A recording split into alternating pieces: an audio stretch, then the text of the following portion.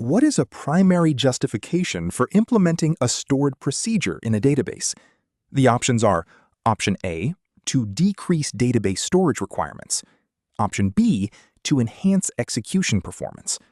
Option C, to override collation or case sensitivity rules. Option D, to transfer query logic ownership to the end user.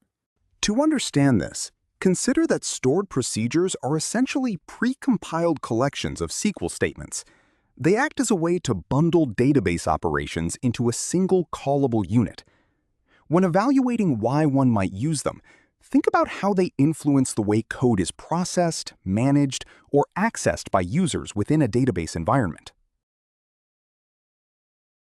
I believe the correct answer is option B, to enhance execution performance. Stored procedures offer a performance advantage because they are compiled and optimized when first created. Once processed, their execution plans are cached in memory for subsequent calls. This efficiency reduces the overhead of parsing and optimizing the query each time it runs, while also helping to minimize network traffic. Looking at the other options, option A is incorrect because stored procedures do not inherently reduce data storage space.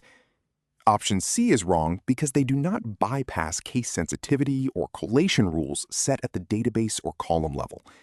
Finally, option D is incorrect because stored procedures actually serve to encapsulate and abstract query logic, keeping it centralized rather than handing off ownership or modification control to the end user.